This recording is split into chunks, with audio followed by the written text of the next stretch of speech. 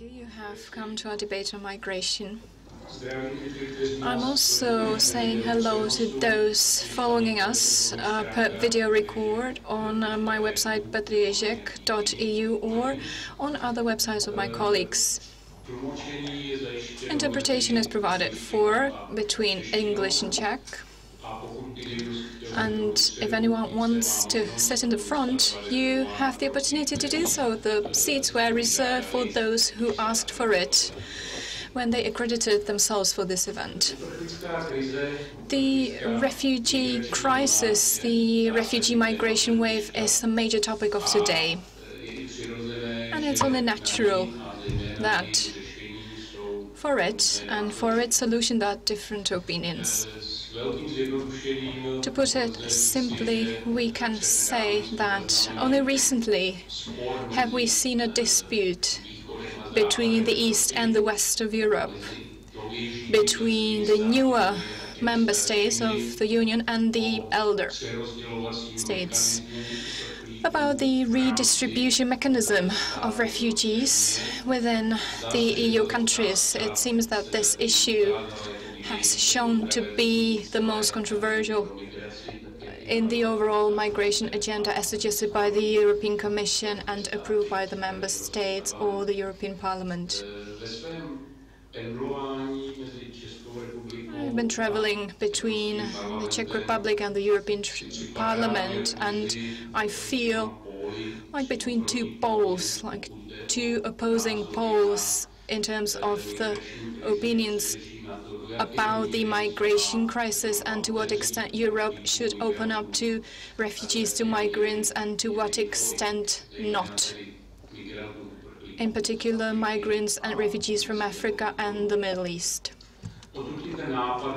And from that point on, we have come with the idea to hold this debate, which should serve a direct exchange of opinions. Our ambition is not to find common ground at the end of the debate, but to inform ourselves about the opinions of the others, on what they are based, what are their pillars, what are their reasons for it, and with some time distance, we can reflect upon these opinions, and this might even lead to their mutual coming together, getting closer. Europe must find a joint solution to the migration crisis.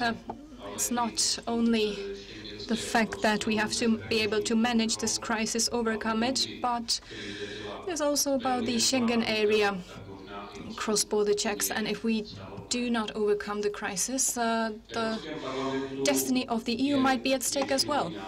There is a majority opinion to open up Europe, to be more open to migrants and refugees. Therefore, it was not difficult to choose the participants from the European Parliament for this debate. I'm happy to have the most notable of them here among us. We have colleagues working in the Committee for Justice, Internal Affairs and Civic Freedoms, which is competent for the field and issues of asylum and migration. And we also have colleagues from my political fraction in the European Parliament, Alliance of Liberals and Democrats for Europe. I'm very happy that we managed to bring them all here to this one spot at this point of time. The planning of three tenors could be used as a parallel. It was not very easy. I would like to present them in alphabetical order. Sophie Intveld sits next to me. She's the first vice president of ALDE in the European Parliament. She's from the Netherlands. She's from Democrats 69 political party. Then we have Angelika Mlinar, who's from Austria, from the NEOS party. She's the vice president of ALDE as a political party. And not to forget, Cecilia Ekström from Sweden, from the Liberal Party, who is a coordinator of the political fraction ALDE in the European Parliament, in the Committee for Civil Liberties, Justice and Internal Affairs.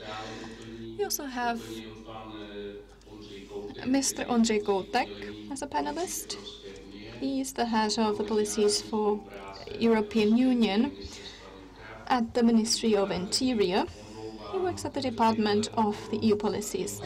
I would like to say that Mr. Heischmann from the Department of Asylum Policies could not come to this meeting due to urgent affairs. Mr. Radko Holkovský, the head of the think tank European Values, is also here. He looks into the topic of migration crisis. I would like to hand over to our panelists. I would like to give them 5 minutes to introduce the debate. And I would like to ask them to stick to the following topics. Questions. What do you think about the crisis as such? How is the crisis perceived in their countries by the public at large? Is there any shift or trend? And what should the international community, be it the UNO or European Union, do to overcome the crisis? Then I would hand over to Mr. Ondřej Kotek, and I will ask him to outline the Czech position on the main points of the migration agenda of the European Union. And then I will ask Mr. Holkovský to say something about how public opinion sees migration policy or crisis, migration and refugee crisis in the Central and Eastern Europe, how it is perceived by the public. Again, 5 minutes. I would like to ask Sophie to start. Yes, thank you very much. I hope this is not... Well, first of all, I'd like to thank you for the opportunity of coming here and not actually talking to people, but most of all to listen to people, because I'm really interested to hear what the debate is like and how people feel. We read a lot about the position of the Czech government in the newspapers, but I would really like to know what your opinion is, how you perceive the situation. But I'd like to start out by objecting a little bit to the title of this event, because I don't actually think there is an East-West divide. I think what binds us together are shared values, and they're a lot more similar than we tend to think. And I think the whole East-West debate is a phony debate, and I actually hoped that after the big accession round of 2004, that we left that debate behind us, that we don't divide Europe in East and West anymore. We're just one Europe, and we're facing a very difficult situation. People are talking about a refugee crisis. I actually don't think there's a refugee crisis. There's a very, very big refugee problem. The crisis lies in the fact that as Europe we don't have a response. We don't know what to do. We act as if, we had no idea that this could happen, and we're just not ready for it. That is the real crisis. We have a political crisis, a governance crisis, much more than a refugee crisis. Because if you look at the actual figures, there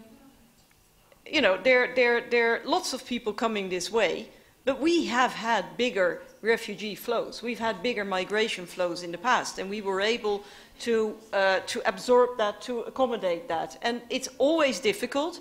It's always a challenge. It's always, it's really putting people's courage to the test, but it can be done.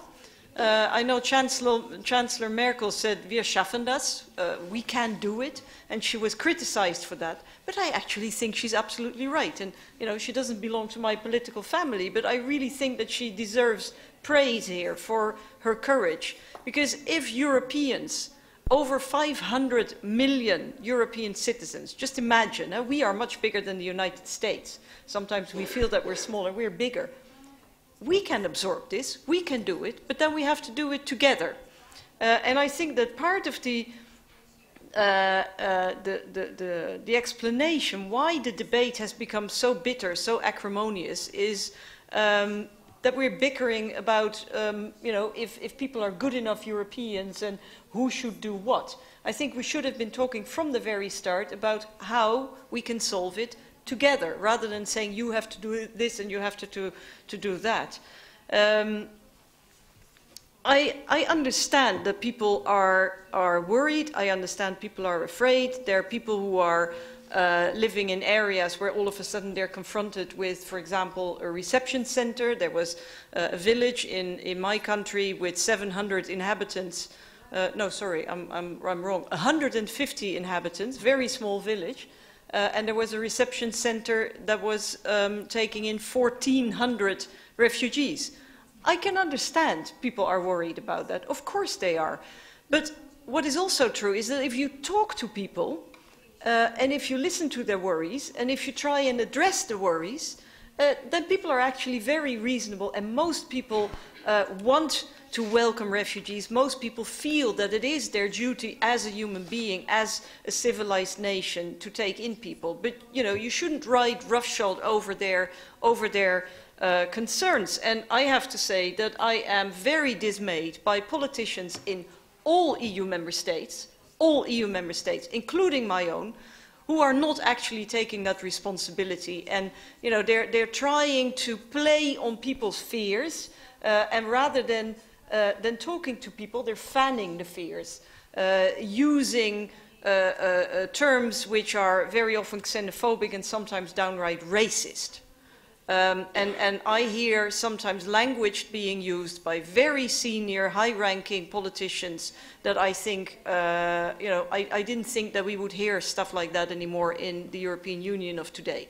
It's very shocking. But I hope that the citizens of Europe are smarter than some of their politicians, and that we're going to actually talk about how we can solve this together. You asked me how the debate is in the Netherlands.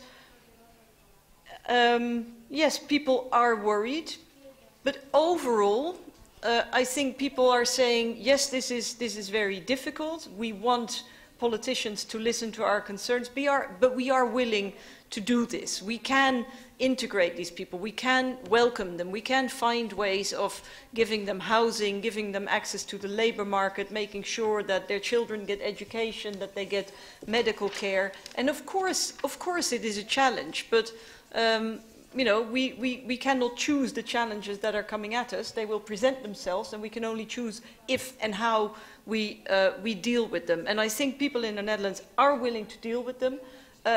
But sometimes there are tensions. Yes, that's absolutely true. But I do hope that politicians will show courage and responsibility, because, you know, being courageous in easy times, everybody can do that. Showing courage in difficult times, that is what makes real leaders. And I've seen a few in Europe in recent months. I've also seen some people who did not pass the test. They're not real leaders, they're demagogues. But let's listen to the leaders, and let's face this challenge together, because in conclusion, Mr. Chair, I think Europe has solved bigger problems than this. If you think back to where we came from, if after 2 world wars and after so many decades of dictatorship and authoritarian rule in Europe, we were able to work together, to overcome our differences and the pain of the past, and we said we choose to have a future together, and certainly we can solve this one too. Thank you. Thank you, Sophie, for these optimistic words, and Angelika, please. Thank you very much. Mr. Chair, dear Peter, thank you very much for inviting me. And it's a great pleasure and honor to be here. And I have to say that I was always amazed also by your courage, because I'm aware of the situation that you're facing also as a government party in your country, but you were always open to discuss the issues, even if we did not agree always on the subject as such. Speaking after Sophie is, of course, a great pleasure, because then there are many topics already solved, and I agree with what you already, what you stated. I mean, I definitely agree with your statement regarding the topic or regarding this general phrase that we are faced with an asylum and migration crisis. Crisis is a big word, and it scares people, and we have in fact a situation where the media, of course, also play with it. And if you see these pictures of people running over the green fields, then you basically get the impression that there is an invasion taking place. So therefore, I mean, I really also want us to abstain from this very dramatic word, because in fact it's not a crisis. It's a situation that, first of all, when you look at the sheer numbers, is absolutely manageable, and secondly, it's nothing that should have come as a surprise. It has been happening for a long time. And I've been this spring in Lampedusa, and the mayor there, I mean, has been faced with influx for a very long time, for several years, and our leaders, and that's what you call the leadership crisis and the governance crisis, they basically tried to hide and hope that the situation would just go away. We all knew that the continent would come under more pressure, and this is what happened, and this is where we stand today. When you I mean, I would say this is the answer to the first question that you posed. What do you think about the crisis? The second question, I mean, since I'm from Austria, and Austria has been in the spotlight for the last couple of months during the summer, what does the public think in my country? Then I can tell you that there is a huge difference between how the situation is being pictured in the media and how it is being perceived by the political caste, and what actually the people in the municipalities on the grounds at the railway station are actually doing. We have had 12 elections happening this year in Austria on a municipal and on a regional level. The last election took place on the 11th of October in Vienna, and it was a huge battle, because for the last couple of months the only topic that actually was dominating the whole debate was the topic of asylum seekers. It has nothing to do, you know, on a political level, actually to discuss it on a municipal level. However, it's just an emotional topic. And our right-wing party is well known, but I have to say that I was actually positively surprised that it was not as bad as actually expected in Vienna. So they were not the big winners of the evening, but in fact it was my party. But however, it's a very sad thing, and we have to fight these populists, because it's basically, they have no solutions, and they basically only give people more fear for what there's nothing really to be afraid of. What should the reaction be on an international, on the European level? Already in the election campaign last year, one of my main topics was to fight for a common European asylum and migration system. I'm deeply convinced, and the situation at the moment at the ground shows us that none of the individual member states is able to face and to solve the problem. We need a common approach, and this common asylum and migration political system has to be, of course, also accompanied by a common foreign and security policy. We have to have the bravery, and we have to have this boldness to go that far and to give up some sovereign rights on the member state level in order to be a real player on the global sphere, on the global field. So I would say this is it from my side at this very moment, but I'm sure there will be more debate coming up. Thank you very much, Angelika. And our coordinator in the Parliament, Cecilia Ekström, please, Cecilia. Thank you very much, Chair, dear Peter. I would also like, in your city, in your country, to thank you for always being so loyal on our team, for always taking those difficult issues. Discharge, it's not that sexy, but you have always, with a lot of courage and loyalty, done that. So it's good that I have this opportunity of thanking you for being a very, very important part of our team. So back to business. We are facing a difficult situation, but I refuse also, as my previous colleagues have already stated, to call it a big crisis. We need to put facts and figures into proportions and into context. Yes, the world is on fire today, and this is on the threshold of the European Union. Only if we take Syrians, 10 millions, almost 11 millions have fled.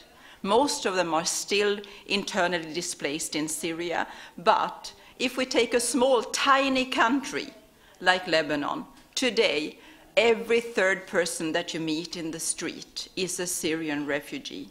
They are giving protection to 1.4 million people. Turkey, more than 2 million. God knows how many. Jordan, almost 2 million today.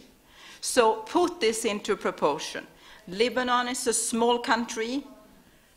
The European Union, we are 28 countries, and up until today, I have the recent fact today. Do you know how many we have received? Not even half of the people gathered in Lebanon. We are, if you count high, we have 700,000, but in 28 countries. We are the wealthiest region of the world. If we are not to take responsibility for the people fleeing war and oppression, who on this planet can we expect to do it then? I mean, we need to do it, and we need to do it jointly. It's very difficult for me to add new things to what has just been said by my colleagues, and believe me, we did not rehearse before. But we need, if I come back to the issue on Sweden, yeah, there was an opinion. Well, let me just give you one example. We have member states in the European Union. Today I'm on my polite sense of mood. I won't name and shame anybody. But there are member states that are raising wall, creating barbed wire, meeting the people that are fleeing, including women and children, with tear gas and guns and military forces. But I believe, I have a profound belief that if you raise a wall that is 4 meters high, desperate people would then find somewhere a ladder that is 5 meters high. So why don't we face reality and instead help the people that needs new chances? Because we are all refugees. Our ancestors were. When I was a child in school, I had a teacher in a small city in the north of Sweden. Her last name is Tverdekova, and she was my teacher. She was a refugee from this country to Sweden when the tanks came into this city in 1968. And she was perfectly integrated into society. And I believe that we need to keep the modern history of Europe very much alive in these days. This is crucial. In Sweden, 150 years ago, there was a big emigration to America. 25% of the country's population at that time left the country to build a better future. And they created the United States of America. Today, we used to be, in history, a continent of departure. Today, we are a continent, for the time being, of destiny and where people actually are seeking refuge. We should take that seriously. In Sweden, only the other day, there was a new opinion poll. We are today receiving 9,200 asylum seekers per week since 10 weeks back in time. That's a lot of people. Yesterday, the first tent camp was created and sort of inaugurated in a small village like the one you pointed out, in a rural village in Skåne, south of Sweden. The opinion poll among Swedish people has turned into something quite interesting. Before the big influx, people were more hostile towards migrants than they are today. Today, the number is that we will receive this year almost 200,000, and the positive attitude has raised by 6% to now be well more than 45%. People saying that we need to take our responsibility. And I think that there is a huge support for generous migration policy in Sweden, even though we have seen the opposite as well just recently. Refugee reception camps being put on fire, etc. Hostility that you cannot even put into words. But I believe that when the wind is blowing in Europe, we are seeing two kinds of response. We are seeing those that build walls and meet refugees with barbed wire, tear gas, etc. And we're seeing those that actually take advantage of the wind blowing and create windmills. And the liberal approach to that is really to take the advantage of this and create the windmills. We are the windmill people because we believe that an influx of fresh blood into Europe is actually going to save us, because the demography is such that if we don't do something, we will be shrinking and a continent that will deteriorate at the end. And again, the rhetoric question is, if we cannot handle this situation, being the richest continent on this planet, who will then? There is a moral obligation, and we must never, ever turn back or turn a blind eye to that. Thank you, Cecilia. Poprosím pana ředitele Koutka z Ministerstva vnitra. Děkuji. Ask Mr. Kotek from the Ministry of the Interior to comment on it. Thank you. Let me excuse Mr. Heischmann, the head of our department, who couldn't come here for business reasons, because the recent months have been, for obvious reasons, very intense, very obligations laden, and we do not have enough time to handle all things. As for the position of the Czech Republic and as to what to say about the questions posed here, I would like to say that we should get rid of emotions, that we should get more practical. We should try to pragmatically look for solutions that would solve the problematic situation which we face in Europe. As to our specific priorities here in the Czech Republic in the migration policy, nowadays, I would like to stress out that the Czech Republic acknowledges how this year the European Commission has adopted a very complex approach to this policy, migration policy. And now I'm actually talking about the migration agenda and another complex of measures which have been adopted and which illustrate the attempt at solving the situation in a complex way. We have to bear in mind that once we speak about measures to be taken by the EU member states, we have to be seeing it actually in the context of the cooperation with the third countries, which are outside of the European Union. If we look for solutions only within the EU, that would not be sufficient. We should be trying to help there in the source countries where the refugees start their journey.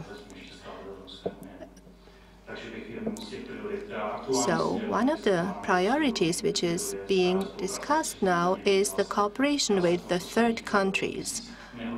And we have been doing a lot. It's been this summit in Valletta, which is being prepared. We also had a conference with the countries of the West Balkans and Turkey and Lebanon, and we have been working on measures to be adopted and looking for solutions. As for the measures to be taken within the EU, I would like to stress out the need to actually protect the external borders. Nowadays, we see that we are not able to protect the external borders, and that can have fatal consequences for the Schengen area. And the whole notion of the freedom of movement of persons, which is one of the priority features of the EU and which is so cherished by our citizens. So we should be doing more in this area. And the Czech Republic is supporting the strengthening of the mandate of Frontex. And we have been cooperating in these actually efforts. We have also started bilateral cooperation with the member states who are also under pressure,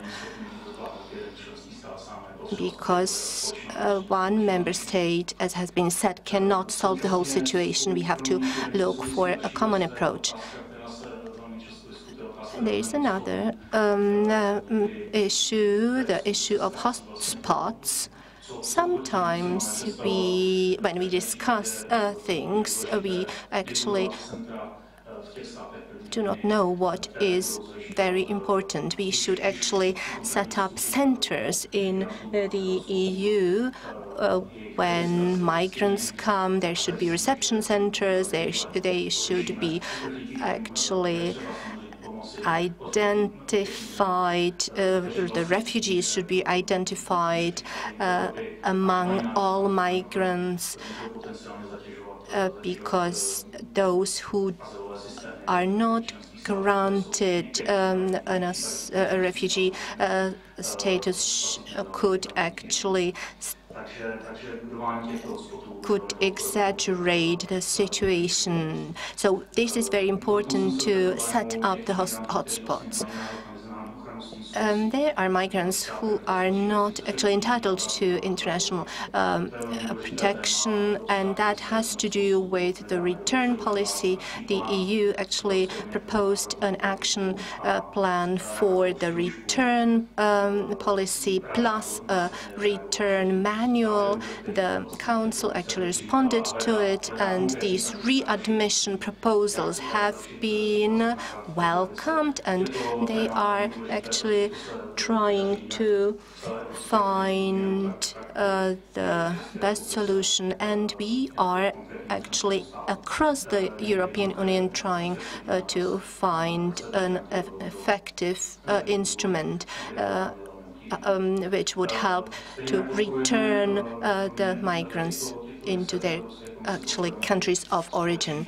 We also support the common list of safe countries of origin, which is being completed on the EU level, and I think this is a very important initiative. Last but not least, I would like to say something about irregular migration, which is seen in Europe. The European Union is actually seeing a very well-organized crime which is thriving on the miserable situation of migrants, and we have to address this phenomenon. We need to cooperate better, we have to share information, we have to do joint operations. We have an operation up and running in the Mediterranean with the name Sophia. In conclusion, I would like to say also a few words about the bitter issue, which is the issue of relocations and redistribution of refugees. What I'd like to say is that there is a hot discussion in the media and amongst the politicians, and we sometimes forget to see that the Czech Republic is a country that has a high degree of solidarity and wants to help. We should be redistributing 40,000 asylum seekers, and the Czech Republic actually volunteered that 1,100 people will be actually received in the Czech Republic. That means, comparing it with other states, that the Czech Republic actually offered quite an ambitious percentage of people who will be received by us. And I'm not mentioning all contributions regarding humanitarian assistance which is being offered by us, etc. Why is the Czech Republic actually opposed to the proposal of the permanent relocation scheme? We think this cannot work. Before adopting this proposal, we should have discussed also negative things, because we think that relocations cannot work efficiently until the hotspots are up and running. And we are also worried that Europe, after implementation of relocations, will see secondary movements of relocated persons.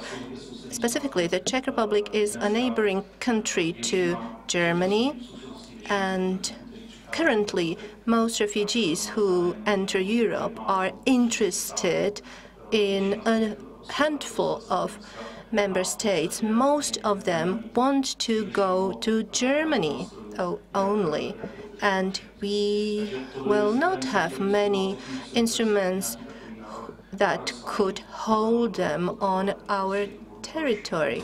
And that was one of many reasons why we opposed the notion. We are also afraid of how relocations will be implemented if the asylum seekers will be against the distribution. And that is why we need to know the form, whether we will use detention or whether we will use coercive transfers of people into various member states. So the notion might look ideal, but we, as I have said, we are for solidarity. Thank you. Thank you, and I will ask Mr. Bokovsky. Pokud můžu. I actually saw more people taking the headsets on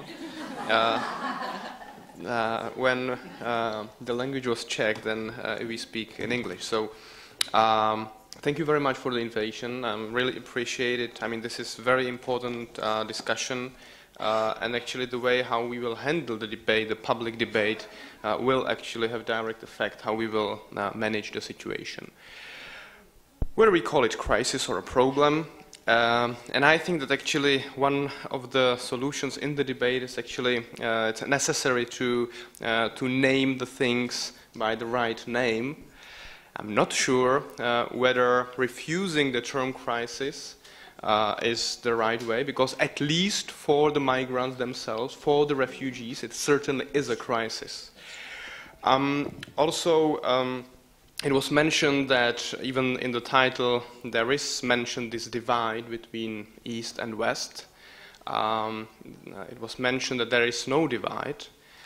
Well, there is probably no divide in the sense that we all share in the European Union the same values, the European values.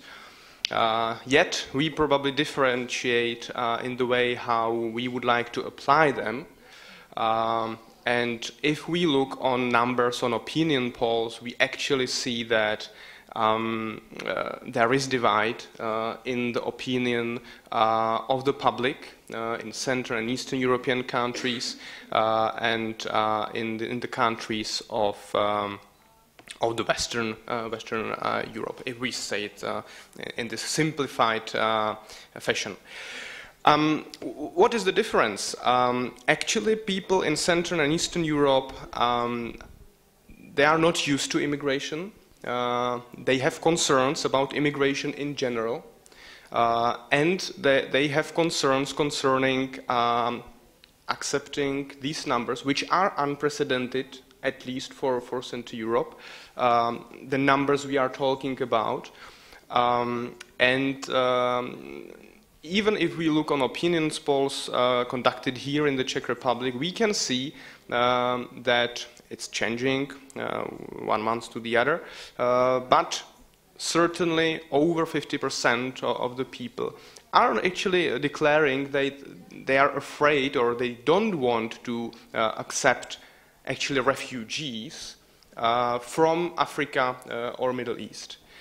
And we should actually somehow try to understand why this is the situation, why people in Central and Eastern Europe don't want to accept refugees. Actually, this term refugee is very interesting because even though it has a priori either neutral or even positive term, because it's someone who needs help, in the debate in this region, this term has received a rather negative term. And why is that? Well, probably because people are seeing in the TV, in internet, in different articles and reportages, very scary pictures of people arriving to Europe, of people migrating within Europe in very unorderly fashion.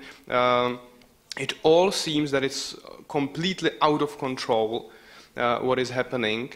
And it's like reported every week how many more thousands of people are coming, in how desperate situation they are, and how much help they need. And at the same time, it's reported what kind of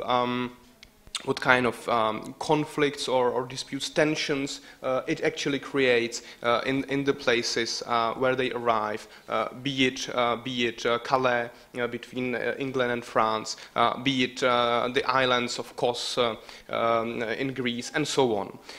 So people in Central and Eastern Europe, not being used to this kind of situation, have really concerns what's going to happen.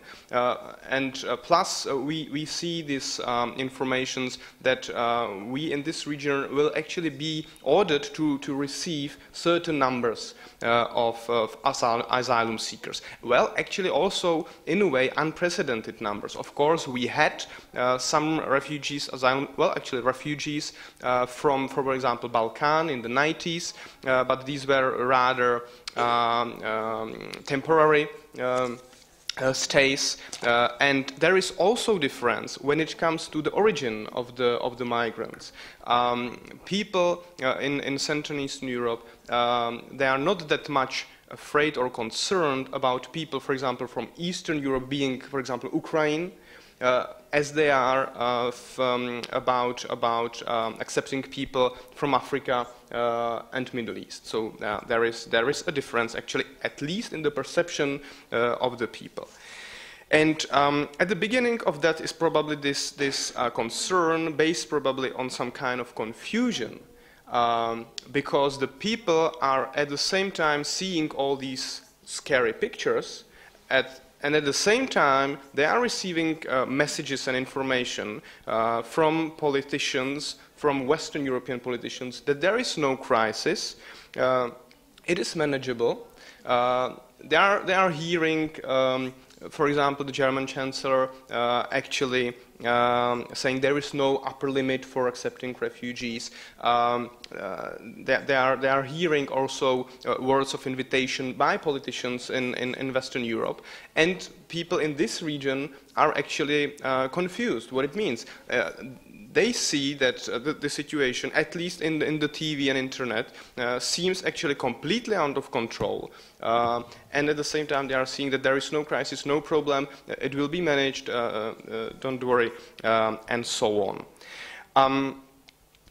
So what we should probably do with that, because if we don't do more, not only in terms of actually managing the situation, but also in the communication, then we will have this very dangerous chain of development from this confusion of the public, of the people, from the concerns, the fears develops, and on the basis of fear we can also see that some anger appears, and that can even lead to violent approaches. And that's something we see in all of the EU, that different groups and political parties and civic movements which have very negative anti-immigration approach, anti-Muslim approach, are actually rising in their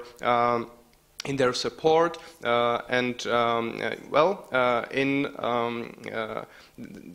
are receiving more and more support and sympathy also in Western European countries, and this is extremely dangerous. One note on the solutions of the situation. A lot of is being said about what we should do as Europe, and it certainly is one important aspect is to help these people who are coming, those who are in clear need of help, of international protection, because this is also a little bit confusing to mixing all the people who are coming as eligible refugees, because not all of them are eligible refugees. And actually, people in this region are more of the opinion that actually all those are coming are these illegal economic migrants. And that there is no, it is difficult to actually for them to distinguish and to explain how many are actually eligible refugees and how many are these economic migrants. Because again, some politicians are actually putting those who are coming into just one basket of only illegal, irregular migrants, and some are speaking only about refugees without distinguishing. So the help of to those people who need it should be at the very core, because you have rightly mentioned the EU is now receiving only tiny part of those who are currently in refugee camps, who are internally displaced in the region of Middle East, and so on. We should certainly do as much as we can to help those people who have already arrived, but it would be probably a little bit hypocritical if we limit ourselves only to helping those who have arrived. We should probably do much more to help those people who are still in their regions, because it is not probably very open and actually sincere approach if we wait for these people to make this very difficult, terrible journey, and then we help them. So there should probably be much more done on the side of the EU, which will cost a lot of money, and we should be willing to invest those money in helping these millions of people around the EU who need help. Thank you. Thank you very much. I've noticed that all my three colleagues wanted to react. Well, I would perhaps devote some 20-25 minutes to the exchange of views and reactions here at the panel, and then the floor will be open for questions and comments from you. First was Cecilia, then I think Angelika and Sophie. Thank you. Yes, I agree to a lot of what has just been said by you, especially when it comes to helping the people in those huge camps in neighboring countries like to Syria, let's say Lebanon. And this was exactly the purpose with the relocation scheme that the Commission came up with and that you disapproved of completely as a member state and voted against, because this would have been exactly the thing, that we would, on a legal, regular manner, bring people according to a distribution key based on quantitative data. How big is the country, how big the population, the GDP, the unemployment rate, etc., and bring people directly. And just the other day, I think 2-3 days ago, the first ones arrived to northern Sweden, and you should have seen the triumphant people that left the airplane. They were so happy because they knew that they didn't have to take up this difficult journey across the Mediterranean or walk across Central Europe on foot, but they were taken from the camp and they were placed in the north of Sweden, where they can now create a future. When it comes to what was said by the head of unit for the Interior Department, there were many things said. But actually, this is the main thing. If we are to address the situation, call it crisis or situation, we must and should always do it on a European scheme, on a European level. After all, we are a union based on the ruins of the Second World War and the bloodshed that ended up with the Holocaust. That should never be repeated again on European soil. That's why we are here, to take a joint responsibility for the people in need. A shared responsibility. Note that I never say burden sharing. These people are not burdens. They could tomorrow be a resource. In my country, in the mid-90s, we received in 1 year 82,000 persons from Bosnia-Herzegovina when the former Yugoslavia had its crisis. That is a number that Sweden never before, up until now, have managed to actually help. And the integration process was simple. One of them just came to our group 1st of October as an MEP. One of those that actually fled in those days and came to Sweden. The only way to enter into the European Union today in a regular manner is if you are an UNHCR resettler. This is the only way. Or if you come as a legal migrant, but that is a completely different thing. We need to distinguish between legal migration, students, researchers, workforce, temporary seasonal workers, etc., and asylum seekers. Those are different things, and we need to make a clear distinction. I couldn't agree more. But our regulations, our policies in Europe are so difficult to enter legally that there are so many people trying to apply for asylum, even if they are not entitled to international protection. But meanwhile, the asylum procedure is being examined. They work and they go back to their countries which is a huge waste, and that is a burden to our national asylum agencies. In the United States, they receive 70% of the UNHCR resettlers. In Europe, we managed last year to receive 11% of the UNHCR resettlers.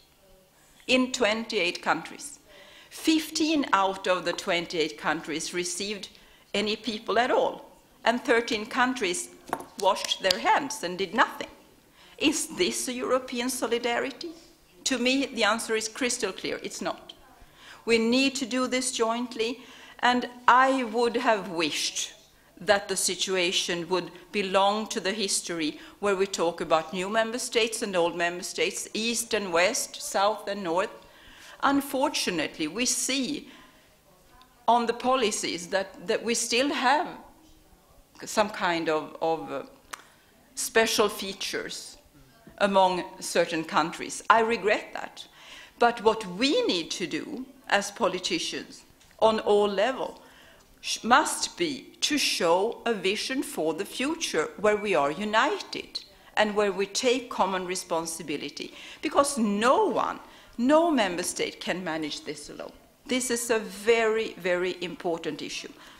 When Valletta was mentioned, the Valletta summit that is coming up next week, and all these measures, the hotspots, the safe country list, the safe returns, etc., we need to present something from Europe's side also that would welcome people in a legal way, through legal migration, work permit, blue card, you name it. Students and researchers that I'm right now finalizing, by the way, is something.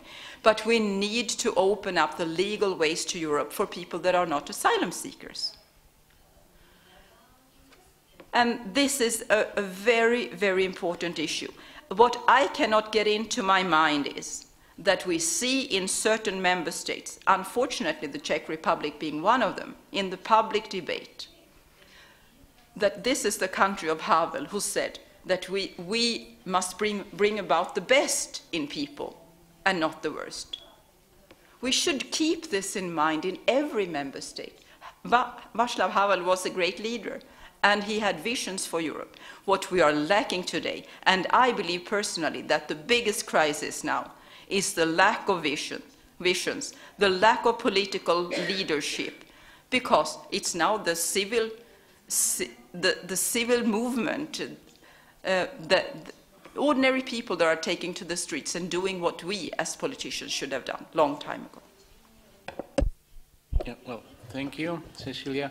Well, please let us try to be brief and possibly to react what's been said. I would be interesting, apart from your comments, whether you are able to dispel the worries which were voiced by Mr. Kotek that this relocation mechanism in reality couldn't work. Of course, there was example of I think 17 people from Eritrea who went to Sweden, but it was the easy bit, I'm afraid. There were problems in Luxembourg, and still we need to see how it's going to evolve. So please, Angelika. Okay, I will try to be brief. Usually I am. So I will try to react just to a few issues. I'm surprised myself that I say this, but I pretty much agree with the Minister of Interior of the Czech Republic from a very broad perspective. And I have to say that I used to work with the Ministry of Interior of the Czech Republic in a former job that I had when I worked for the International Center for Migration Policy Development, where actually we were tackling these issues already, whereas I have to say that, of course, I'm not a policewoman, so my primary focus is not just the fight of illegal migration, but as I stated before in my statement, like migration management. I mean, this would be the overall goal, and this is what you also listed here. So I think this is, I mean, it's pretty clear that this must be the goal. When you say that irregular migration at the moment is widespread and organized crime is well off, it's true. And this is also what the UNHCR is stating, that the situation that we are facing at the moment is the perfect breeding ground for organized crime, since actually the state institutions, and most probably we could state this for more or less all member states, are not functioning in a way that we actually expected them to function, and public order is not being imposed everywhere. And this is a real problem. And I would just say, because the word Calais was actually mentioned here. I've been in Calais, and there's a region there, a small camp, which they call the jungle, where the police is not going in, where the NGOs are not going in, where whoever actually doesn't go in, and they organize themselves. And I mean, no hard feelings. This is not a problem of the migrants, be them, I mean, are they regular, irregular, asylum seekers whatsoever. This is a problem of a failing state that does not impose the public order there. And I spoke to the mayor, said, how can you accept this? I mean, if you are then living there as a normal citizen, close by, of course you get nervous. And this has been going on for a year. So, you know, I mean, we have to face the situation that apparently state institutions are not functioning the way we expect them to function as citizens. This is, I mean, and nobody can tell me that La Grande Nation, that is actually having nuclear weapons, is not able to sort this out. Yeah? Let's put this also a little bit into perspective. These are maybe 1,000 or 2,000 people. They don't know the number. So, for values, I mean, just one sentence. I mean, this was actually a very strong statement from your side, and it's a very difficult discussion, and I don't want to hurt anybody's feelings, because values are, at the end of the day, something very subjective and personal. However, as politicians and as European politicians, it's our job also to promote, I mean, values that we are convinced about. And when you say that actually the public opinion is very much against refugees and migrants in the eastern, I mean, this is, did I misunderstand? Then I can tell you that I was working years ago, I mean, during the accession process in Slovenia, and we had an influx there at the beginning of the century, where a relatively big group of Iranians was actually heading towards at that time, the US embassy in Vienna, and they were like faced with 300, 400 people a day. This was for Slovenia a big problem. I'm not talking about the situation now, because now they are really overwhelmed. I mean, a country of 2 million at the moment cannot handle this situation properly. And there I learned that it was a completely new situation. I mean, Slovenia, being a former Yugoslav country, was never faced with asylum seekers. I mean, there were not big exodus. There were, I mean, after the World War, but not, I mean, later on. So apparently this is a process that people have to learn. It's very interesting for me as an Austrian, because we have been faced with this situation, you know, from time to time, during the Hungarian crisis, during the Czechoslovakian crisis, and of course during the Bosnian, I mean, crisis, or the Yugoslav war in the 90s. So, and here, I mean, absorption capacity.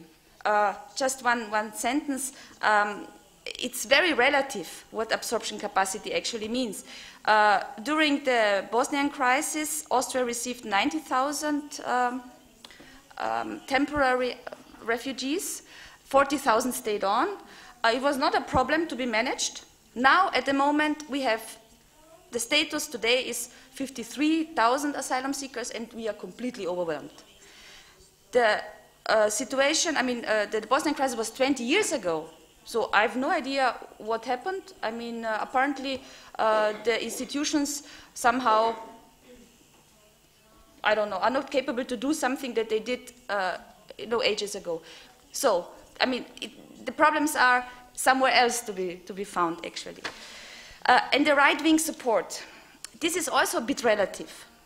Because, in fact, Haider was in Austria the strongest in the years 2000 and so on. There was no migration, refugee, or whatsoever crisis. Also Le Pen, I mean, no hard feelings, but we have had this for a long time.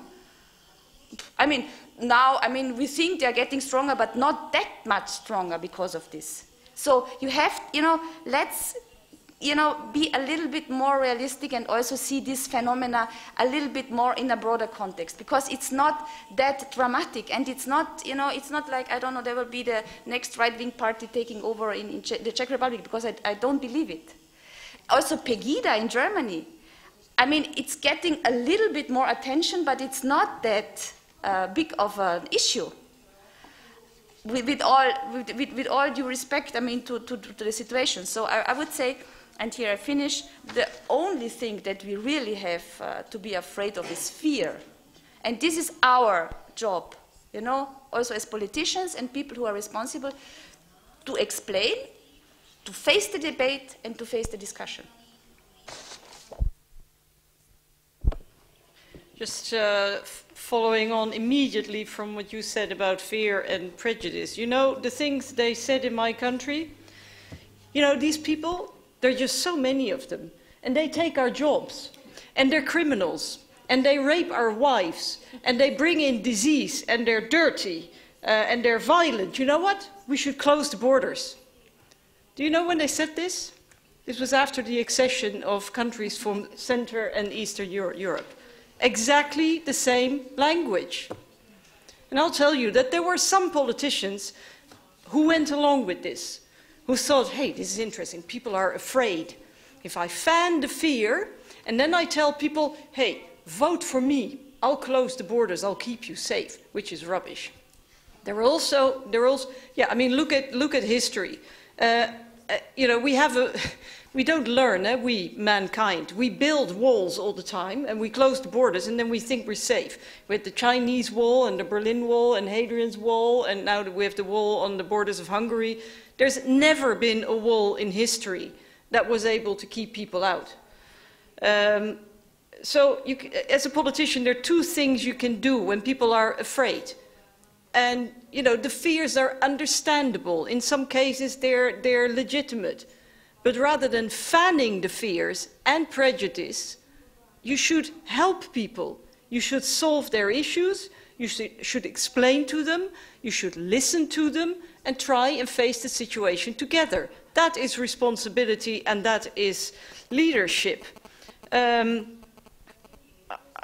think if I look at the Netherlands, there is we've had, and this I understand, I mean, the western part of Europe has been, let's say, have been immigration countries for much longer, also from people coming from, for example, Muslim countries. And we've had that for decades, and I'm not saying that we're always coping very well. Let's be honest, and I can understand if it's a new phenomenon in this area that people go, hang on, you know, what's happening? But it's true that they only see the images because, you know, in many cases there are not that many people coming into the country. But if you look at the television, then you think that there are millions coming every day, which is not true. But I'm now thinking about how in the last 10, 15 years we've had a debate in the Netherlands that was, you know, where there were strong populist and xenophobe and sometimes racist undertones. At the same time, the Netherlands is also the country where the mayor of one of the biggest cities, Rotterdam, is a Moroccan immigrant who came to the Netherlands at the age of 15. He is speaking Dutch, which is much better than most Dutch people, actually. And believe it or not, this guy, he's a social democrat. He is the most popular politician in the country. And all the opinion polls say that people would prefer to have him for prime minister. So, you know, the two things can exist side by side. And I would say to politicians and to opinion leaders generally, you know, don't try to fan the fears, but try to point at, you know, at the benefits and the things that we don't have to be afraid of, and take people's fears away. I mean, it's like when you have children and they're afraid that there's a monster under the bed. Well, turn on the light, you know, and show them there's not a monster. Now, about coming back to the word crisis, I disagree with you to some extent. Yes, for the refugees themselves, there is a crisis. Also for those who are not strictly speaking refugees, but crisis in terms of something we cannot handle as Europe, that is not true. The thing is, of course, that only now we get trying to improve their their lives and they're fleeing poverty, basically. For them, you know, they're also in a situation of crisis. But crisis in terms of something we cannot handle as Europe, that is not true. The thing is, of course, that only now we get the images of people coming to Europe in large numbers. We've had large numbers of refugees coming to Europe for many years. People have been drowning in the Mediterranean massively for many years. That's nothing new. And I think last year alone, 160,000 people were saved in the Mediterranean. I mean, you know, apart from those who've drowned, 160 European decision makers and national leaders saying, oh, something is happening that we didn't expect. Well, you know what? The world is full of things that we don't expect. Nothing new. So the real crisis is here that European decision makers and national leaders are saying, oh, something is happening that we didn't expect. Well, you know what? The world is full of things that we don't expect. That's life. Hey, so the real crisis is in the fact that every time Europe is caught by surprise.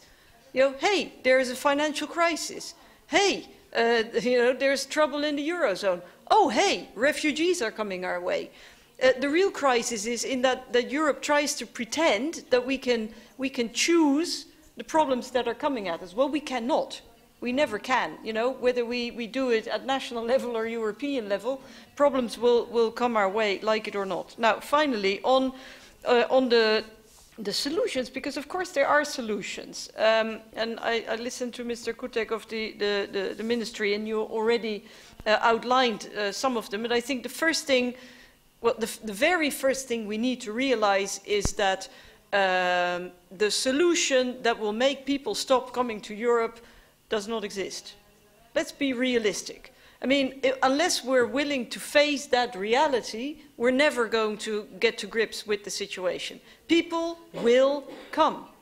And even the people, you know, because in my country they're saying, oh, reception in the region, you know, that's the magic bullet. Let's pay people so they stay there. Well, look at the situation in the refugee camps. You know, people are living in miserable conditions with absolutely no prospect at all.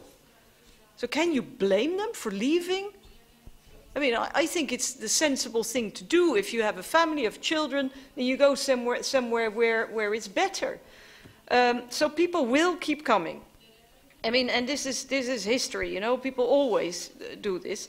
But there are a couple of things we can do. First of all, we need to make sure that people are indeed that they are registered, that they are received somewhere, that they get all the necessary facilities, housing, medical care, children should go to school, and all the rest of it.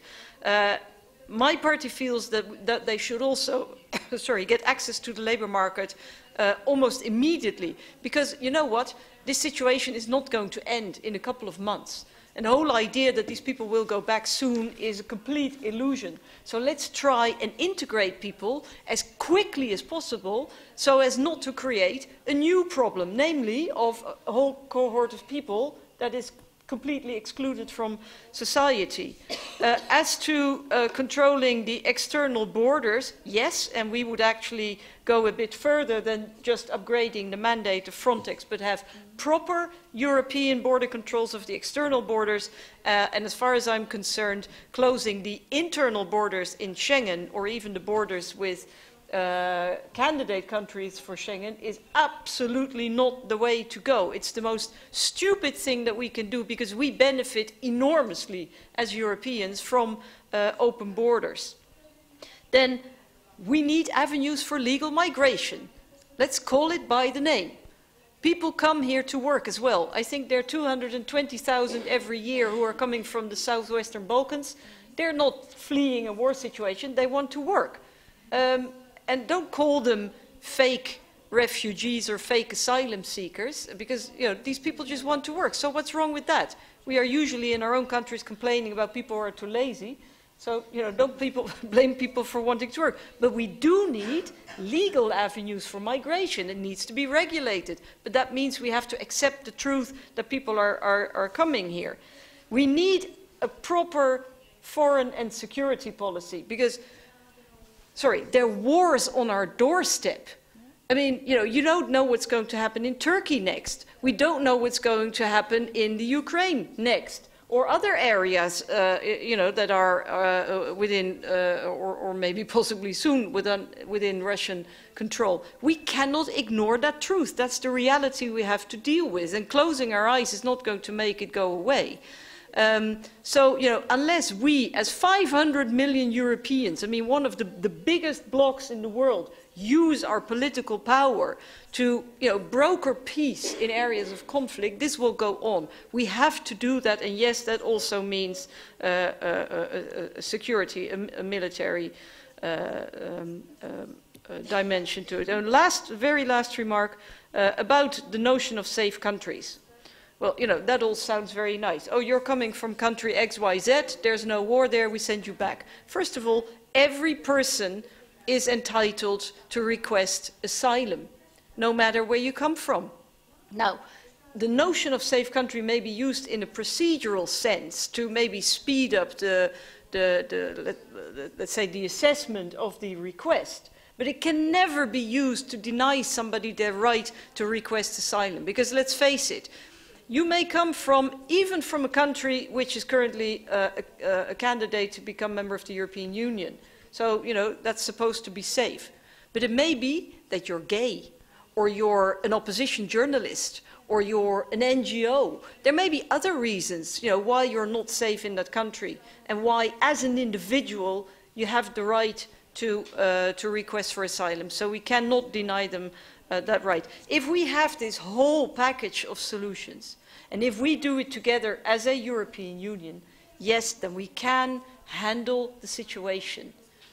And I think we should tell people that. Not to tell them, oh, there's no problem, don't worry. Not to deny the problem, but to show them that it's manageable. We're very, very strong if we do it together. Let's use that power.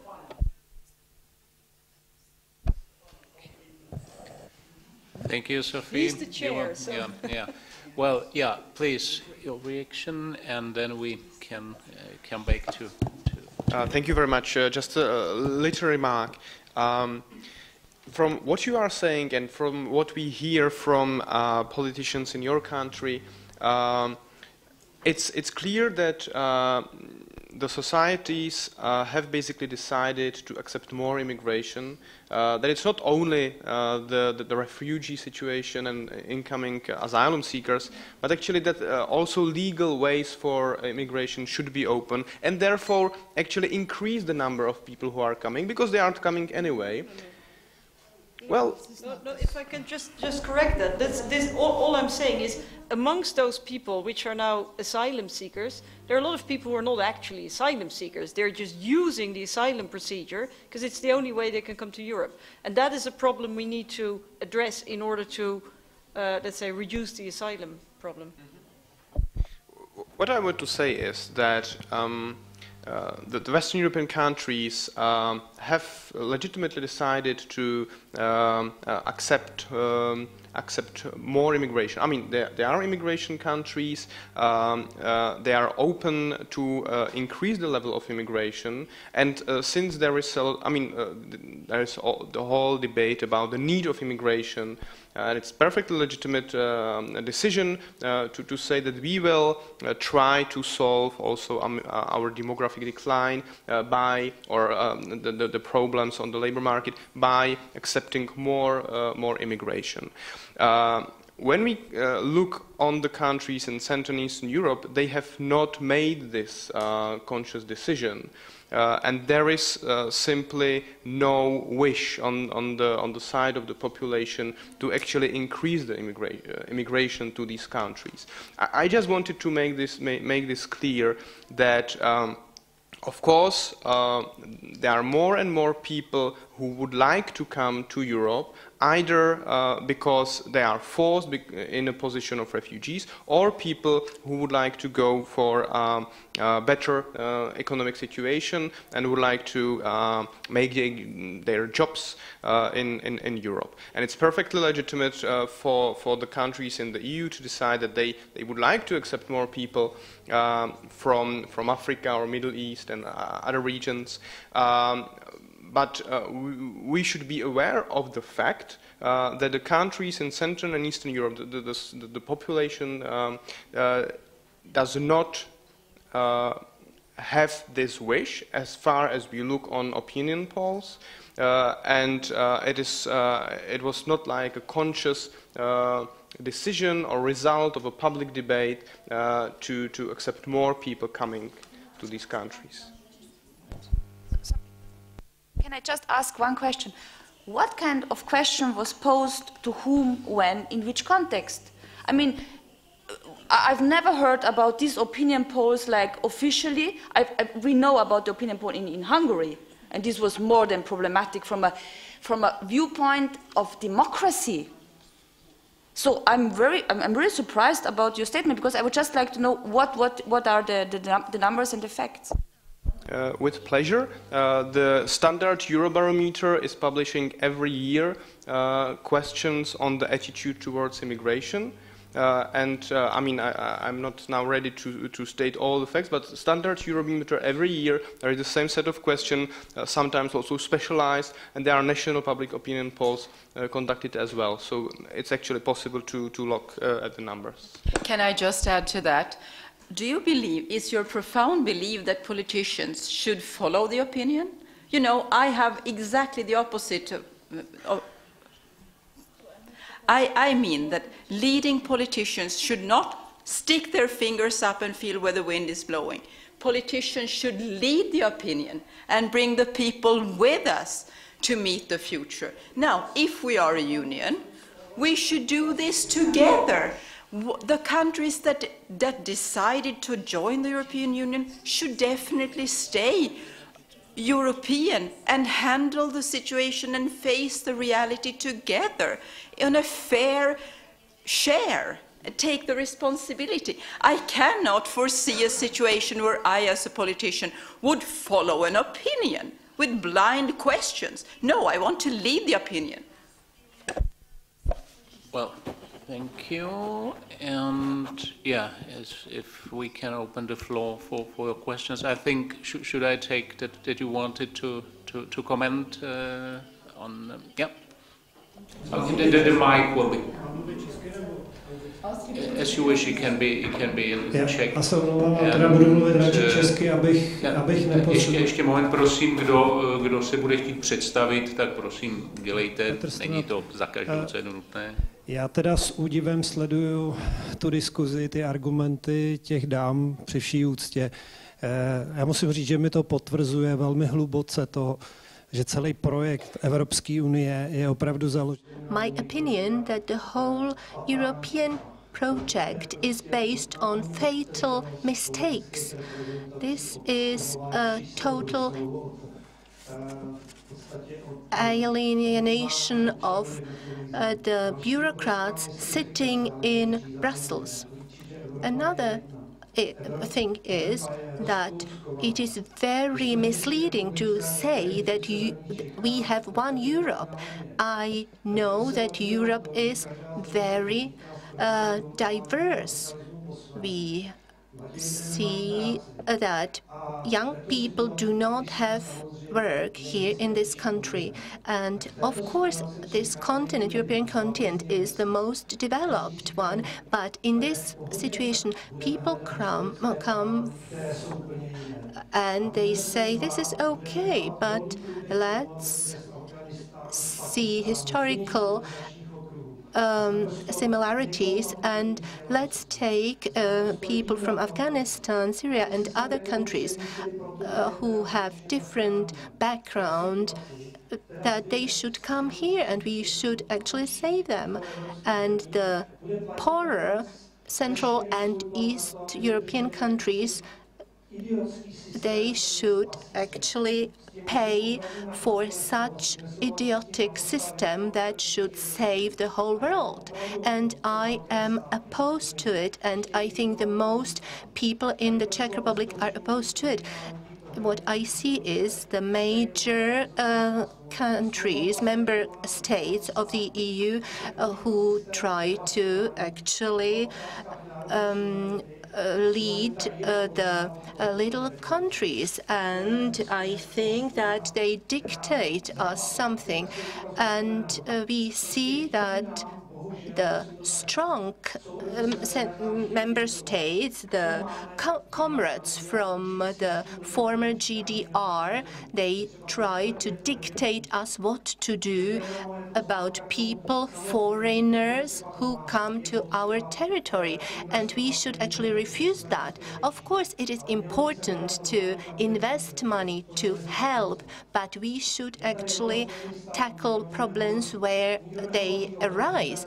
And another thing is that the United States of America have a role to play, and they have actually tried to destroy the Middle East. And we are little countries, and now we should actually forget everything. In a situation as such, should listen to those ladies who actually tell us something, and we should join their club, which will destroy everything we have tried to build here. And the situation is very difficult, the economic situation, compared to Germany. Thank you for this comment. I saw another actually hand raised, but please limit yourself to the topic.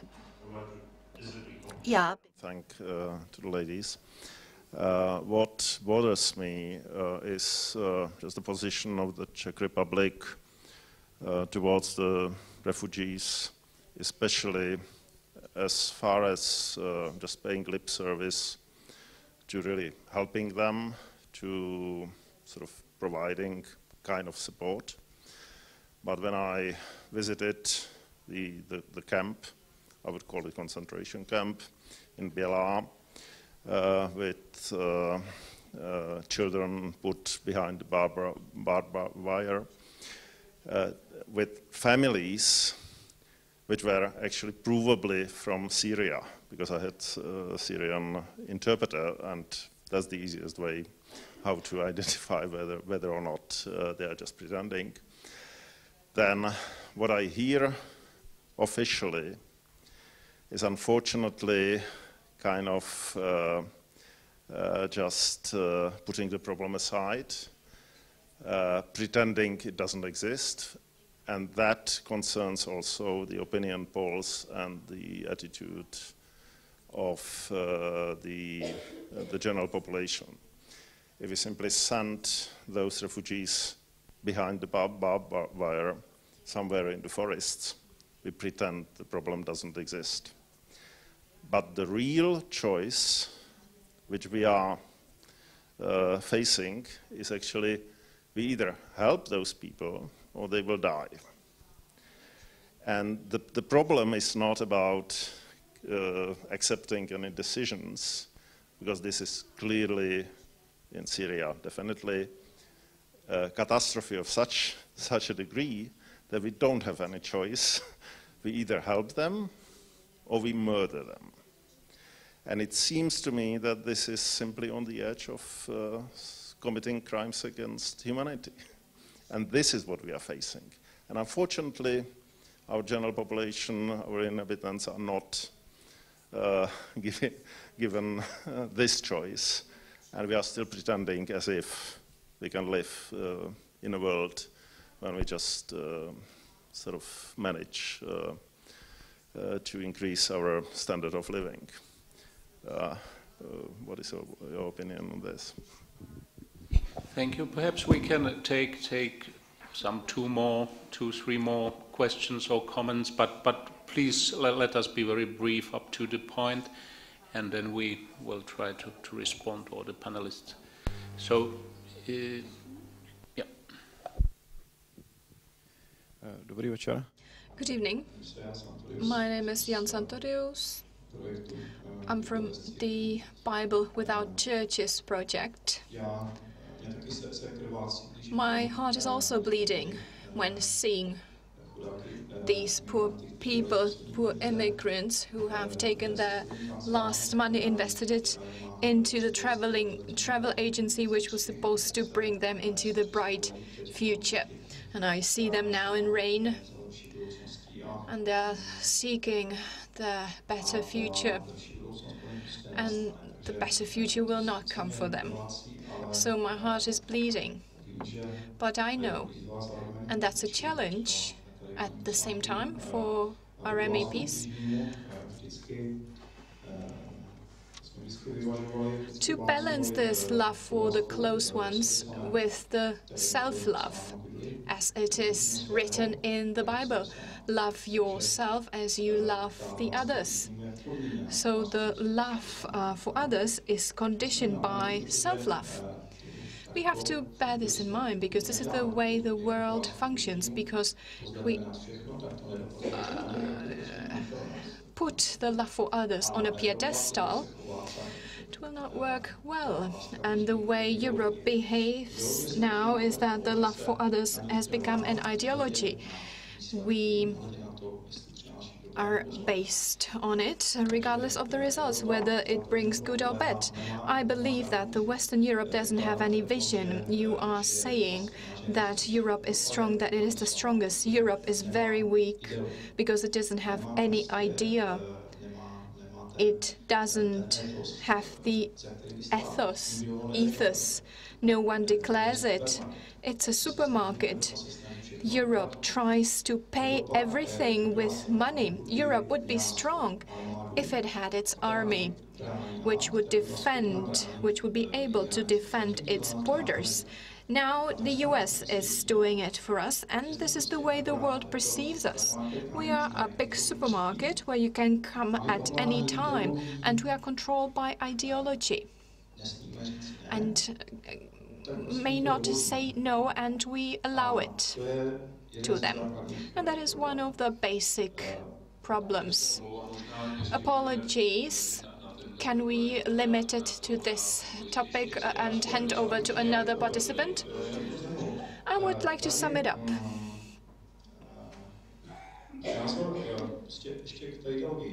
In terms of ideology, Germany suffers from the feelings of guilt, which have been imbued by education. And that is a rule which applies whether we want it or not. Children are not supposed to suffer for the guilt of their parents, and Germany still suffers for what has happened in the World War II, suffers for their grandparents, great-grandparents.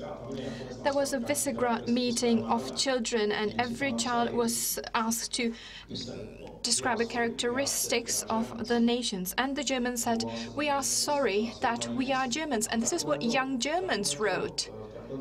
And in this psychological state is the state we see in Germany. And they feel they are responsible for every wrongdoing in the world. I will sum it up. In the European Parliament, please see the situation here. The resistance against immigrants is that we cannot tolerate what wants to dominate, actually. People are not stupid. There are 500,000 foreigners, Ukrainians and Vietnamese here, and there are no issues with them. People are brought up in the climate where we know that religion is not important. We want to tolerate Muslims, but they do not want to tolerate us, and that's the main point. You can educate them about tolerance. You are crying at the wrong graveyard, so to say.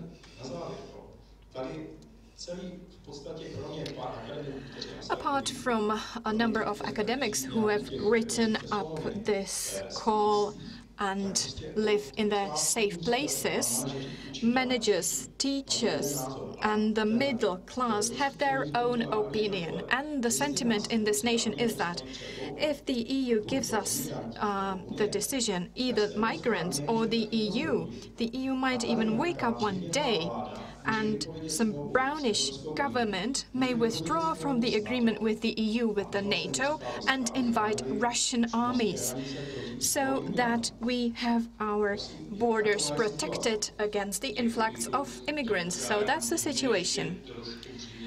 Let's be more straightforward, please, and more concise. Thank you. Thank you. There's a lady in the back and then a gentleman in the front. Hanka Daňková from the NGO People in Need. I have been following the international background. I would like to correct a perspective here in terms of the position of the Czech society to this phenomenon. Until early 2015, 1,115 people have applied for international protection. So these are the great numbers in parentheses of people who have applied for the stay. We have international guests here, and they are speaking about the rhetoric in the sense that we will be able to manage, we will be able to deal with it. Czech representatives use the words such as safety, fear, violence. People do not come here, and the representatives of the EP we have here are from the countries where they have thousands of these people, and we have a different situation here in the Czech Republic. So I believe that the title of this debate is quite characteristic. Refugees between the West and the East. And I would like to say that the Czech society is not only as it has been presented by other gentlemen. Czech volunteers are present in the Balkans and help there now. Thank you, and the gentleman in the front. Thank you very much. My name is Jan Kozubík, and I'm a PhD student here in Charles University in sociology. And my question is about the role of media, and I would love to ask you on this, because I've recently talked to my mother, and she's for me some kind of small survey of public opinion in here in Czech Republic, and she told me, what am I supposed to think when all the pictures in media are these scary things, and the majority of Czech politicians, mostly our president, says the things he says. And so what am I supposed to think? And I think this is the case with the majority, or with supposedly the majority of Czech society. They see only these pictures, and they hear only things the Czech politicians say. So my question is, what to do with this? Is what's your experience from your countries, and how to cope with the problem of media and their presentation of the problem, which is, in my opinion, the biggest problem in here. Thank you. Okay, so last question or comment over there. Thank you. I would like to be more precise. The temporary relocation mechanism, which has been approved, only concerns Italy and Greece. Hungary has rejected it, so other states do not participate in it. I would like to ask the MEPs if the European Union approved of the temporary relocation mechanism, how does this go hand in hand with the subsidiarity principle, which is a guiding principle for the EU? If a permanent relocation mechanism is approved, don't you have an issue with the fact that the Visegrad countries will want to find another organization which would cover their needs, for instance, the European Community of Free Trade? That was the first question. And the second question, currently in the EU, there are hundreds of thousands of irregular migrants. How can the EU help with this issue? Thank you. Questions, so who wants to start to cover them? Cecilia, please. Thank you. Thank you for the questions and for the comments, all of them teaching us a lot, and we will bring with us all the thoughts that have been expressed here tonight. On the temporary relocation, this is primary law that was presented by the Commission to Council, to the European Parliament, where we worked on it, and in 3 days we worked. On the 4th day we voted, and it was adopted largely. In Council, there were 4 countries, Hungary, the Czech Republic, Romania, and Slovakia, that voted against. Finland abstained in the vote. This is for the first time ever that Council has taken a qualified majority vote, which is in itself a huge example. It's a shift of paradigm completely, because we have been used to hear from Council that this decision was taken in unanimity. What Europe needs today, though, is not necessarily unanimity. What we need to see is unity. We need to build and create what was the intention of the whole European project, namely a union based on values. And if we are a union based on values, and not, as somebody said here, a supermarket, not even a marketplace. The internal market is only 21 years. But the union based on values, these were the principle and the foundations of the creation of this European Union.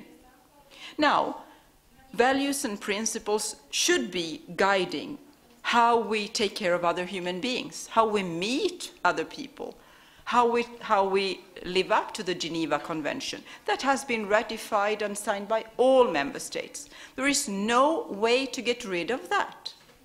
And nobody is today discussing whether if the union is the internal market. Well, if you are in the union, you are in the internal market. Nobody objects to that. But when it comes to taking responsibility, people want to sort of slip out of this responsibility.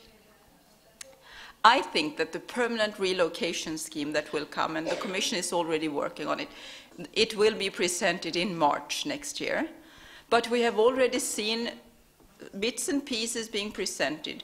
The safe country is being one of them. It's already with us, and we're working on it. The exemptions from the Dublin regulation, in other words, the unaccompanied minors, is another one. And of course, this has to be done together. No country can meet these huge challenges alone, but we can do it in solidarity with each other. Unfortunately, we can never legislate solidarity. It's difficult to find a legal basis for that. But we can actually, through trial and error, difficulties, discussions, actually come up with solidarity. And I believe that this is a very good example of precisely this. And I regret very much that the countries that voted against did vote against, because we cannot foresee that everything will be perfect now initially. But at the end, when we all give our contributions, it can be a solid instrument that works well in every member state. Because we are not the same. And the criteria that will apply will be different from member state to member state, as I stated in the first statement. GDP, unemployment rate, all these different factors has to be taken into consideration. But when we do it together, we are showing in practice to ourselves and to the rest of the world that we are a union. Cecilia. Well, let's really have a real discussion, so I would take the two comments, but please be very brief, very brief. Yeah, yeah, sure. Ivana Krasnická, Foreign Affairs of Czech Republic, but I'm also a citizen of this country, so I've heard a lot. I would like just speak very shortly about misunderstandings I feel here. I have seen a bit of confusion between the resettlement and relocation schemes. We have to explain to everybody that relocation means a technical matter, how to shift the people from one country of European Union to the other one, while they already came in an irregular way. Resettlement is preventing people of taking this horrible journey and being misused by the mafias, let's say, or organized crime. The Czech Republic has never, ever had any reservation against resettlement. So there, And we have even announced bigger numbers of both resettlement and relocation schemes at the beginning. So it is not a lack of solidarity. It is, despite of what you've heard, the public is confused. We could speak about it another time, but the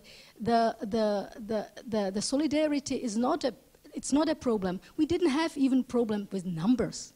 We had problem with the fact that we had serious doubts that the relocation mechanism is not quite fair to migrants themselves, that we will show them where to go, but these are not, I would say, toxic waste.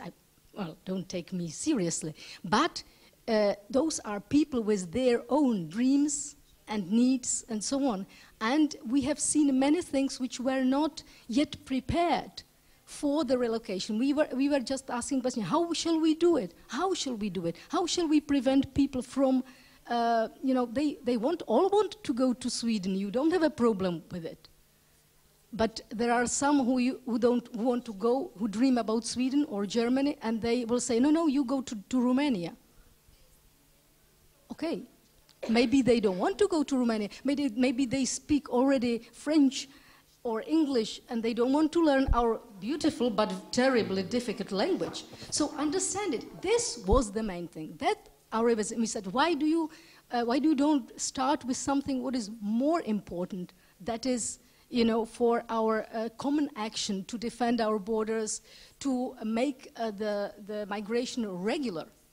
Because there is also another question, if the people come in this very irregular way, and I 100% agree with need to make more legal ways to come.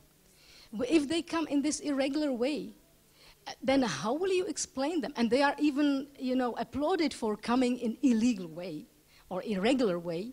Then how will you tell them now you have to stick with our principles and laws?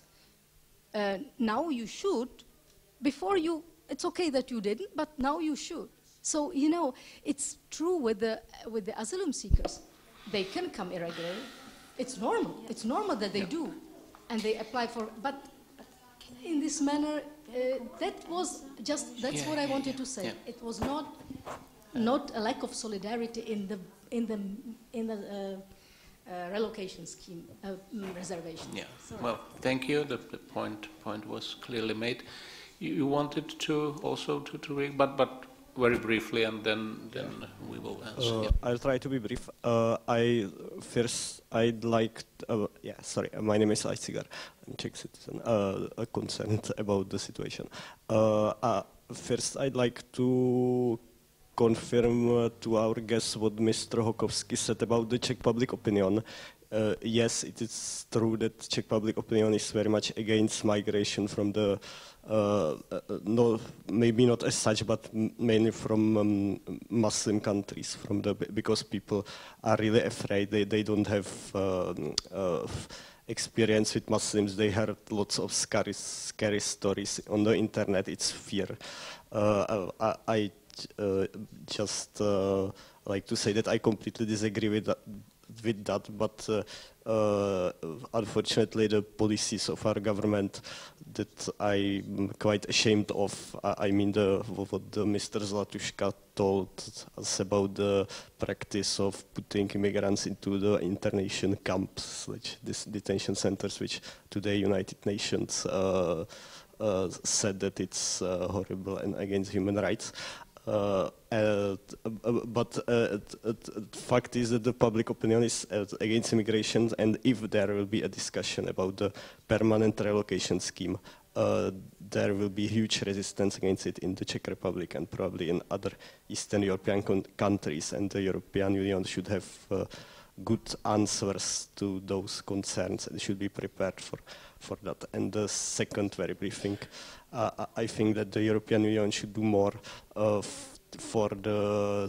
to achieve sustainable solutions to the Syrian crisis, because there will be more millions, as you said, 10 million people, and it is unlikely that the war will end soon. And even if the war will end, maybe they won't be able to go back to the Syria because maybe the the Islamist or the government will win and they'll kill everybody who was against them. So I think that we should work, we should give more aid to the countries in the Middle East, because there is a real risk that the Syrians will end up like Palestinians who are in the camps from the 1948, and they still depend on the support of the United Nations and are destabilizing the region. So we'll have to do more to stop this.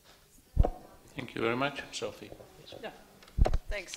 Yeah, I've heard so much that I would like to respond to. First of all, on public opinion, whether it's more positive or more negative, I don't think that that public opinion is uniform and static. Public opinion may change and it may be influenced, and that is where we all have a role and a responsibility. And there, Again, I challenge the notion that there is a complete East-West divide in this debate, because I see Eastern European countries that are receiving a lot of refugees. Let's look at Bulgaria, what they have to cope with. Well, you know, I think that Bulgaria is an Eastern European country, but you know, they're not complaining, and then there are Western European countries where there are areas where they've never seen a refugee up close, and they're calling for closing the borders. So it's not black and white. And yes, of course, there are parts of Europe, like Central and Eastern European countries, where immigration from Muslim countries is a relatively new phenomenon. So I understand that that creates fears and tensions, but you cannot say, you know, in Western Europe, everybody says, wow, immigration in Eastern Europe, they don't like it. It's not that black and white.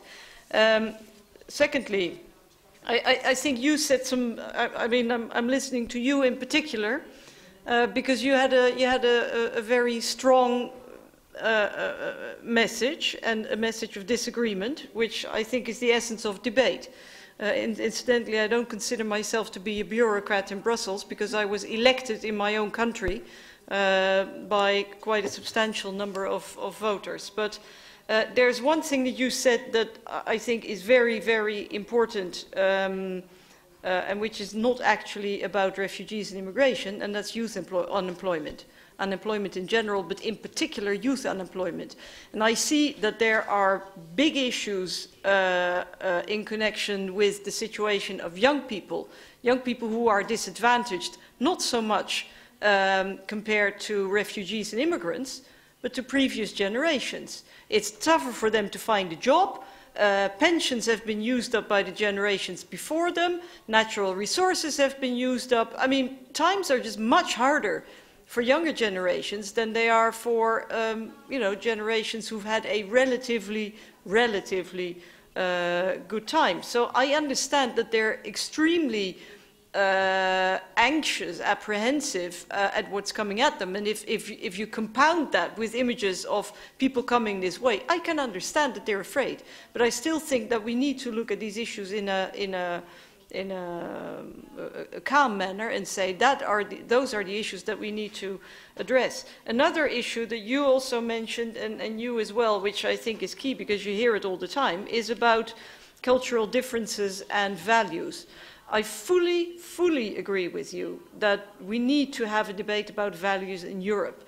And actually, the whole European integration project started on the basis of values, but because political leaders think it's so difficult and controversial to explain values, they prefer to talk about money and pretend that European integration is only about money. Of course, it's not only about money, but leaders are afraid to say it. But we should have that debate about values, and I think that actually the kind of debate we're having now, forced by the refugee issue, is very much about values, because it also forces us to look at ourselves and what our shared values are. And I'll be very frank here and very personal. I understand, you know, there are a lot of people who say, I'm afraid of Muslims coming here because they have different values from our values. And then there are two things I think. I'm an atheist. I'm sometimes also afraid for very conservative Christian groups who have a lot more political power and who are also advocating values that are very much at odds with my values. They're actually against gender equality, they're against equal rights for LGBT people, they're against free speech, they're against freedom of religion, they're against a lot of things that I'm in favor of. But rather than saying, okay, so therefore we don't want no Christians in Europe, I would say, let's all try and find a way to live together, because very often those very conservative Christian people have a lot in common with the very conservative Muslim people, to be honest. And I also wonder about the cultural differences. Yes, they're there. But we had a similar debate about cultural differences before 2004, let's say the enlargement. And I always say to people in my country, because they're saying the same things, I would say, so about our cultural identity, is it so vulnerable that it will be destroyed when, you know, a couple of immigrants come? I don't think so. If we are so convinced that our shared values are the best in the world, then surely we can convince other people of that. And I think we can. But I fully agree with you that Europe is not a supermarket, and we should not shy away from that debate anymore, even if sometimes it hurts. And then one final remark. There is, again, I can understand people's fears, but look at the options that are available to us. One option is, and that's my preferred option, we do it together as a European Union, because that makes, you know, if we all do it together, in relative terms, the problem becomes smaller. Okay, and not everybody agrees. The other option is, every nation state does it alone. I think that makes the problem bigger, because the problem will not go away. That's the thing. If there were an option there, make the problem go away, I'd be all for. The thing is, the problem is there. We need to deal with it. And member states, and there's some states, because when we're talking about solidarity, it's also between countries. Why do we say, well, we don't care, you know, we can have Greece solve the issue, Bulgaria can solve the issue, Italians, Lampedusa can solve the issue, it's not our problem. But that's not why we are a European Union. You know, we are solidary, and there will be times where my country will need solidarity from other countries. There will be times where your country will need solidarity from other countries. It's, you know, give and take. Thank you, Sophie. Any other comments? Yes. Okay, just a quick reply, because a few of the questions were not answered yet. But of course I have to react to your accusation that we are some remote, whatever, bureaucrat sitting somewhere in Brussels. Believe me, I mean, there are hardly any other people more exposed to public debates than we politicians are, because actually, in fact, we have to sell our ideas, and this very debate shows that we are not hiding somewhere, and actually, neither do you. So actually, it's good that you are here, and we can exchange our views. We will maybe even convince you. I would like to congratulate you, Mr. in the second row, to your comment that either we will help those people or they will die, and this is actually the truth. Let's face it, I mean, these people, I mean, come from areas where they risk, I mean, where they basically have the choice. Either we will die with 90% probability, or we risk our life and we have maybe a 50% probability to survive. So what would we do? I would be the first one, most probably, to run away and save myself and or the individual families. And actually what it implies for us is we have to train our empathy. And here I would like to come to the comment of the gentleman here who said from the Bible Without Churches, that love for others became a religion. I wish it would. If this is true, then I would say, without being some sort of religious leader, I mean, this would be quite a path that I would like to follow. And actually, it is the adverse comment, or it's in contrary to the general perception that the European Union is nothing else than a club that deals with economic questions and money. So I'm very much in favor of this. I mean, I know you meant it differently, and that we take the risk of forgetting about ourselves. I'm convinced that there is enough egoism around So let's follow this. And you also said something interesting about Germany, that you think that they are so full of guilt that young people should not be responsible for what their parents, or in this case maybe even grandparents, have committed. I'm from Austria. Austria also has a lot of historical guilt, but we were not raised in the same way. So this responsibility for historical deeds is not as strong as in Germany, and I tell you, this is the reason why we have a right-wing party so strong, because we never actually faced the role we played in history. So, quite honestly, as much as we are all proud of, as an Austrian, of Mozart, and I don't know whom else, if you take the German example of Goethe and Beethoven and Bach, you also have to take the dark sides of your history, and this is the only way also to evolve and to develop in the future. And I have to say that I have deep respect for how Germany actually deals with this. For the lady from the NGO who said that this is not representative what we hear here, I'm aware of this. You know, I mean, we've heard about examples of people going to other areas and helping out people, because this is what human beings are doing. So I'm completely aware of this, and I'm actually very happy that you mentioned it, because these are the people who actually whom we need, and who also are actually the ones who should have our praise. For your question regarding the media, I do not have the overall response. I can only tell you what I did. You know, I mean, my country is not known for being extremely open to foreigners, even though we are an immigration country, which is also bizarre. You know, actually, it's the country that is the most critical towards the European Union and also towards the new member states. However, we were the country who actually had the biggest advantages, also economically speaking.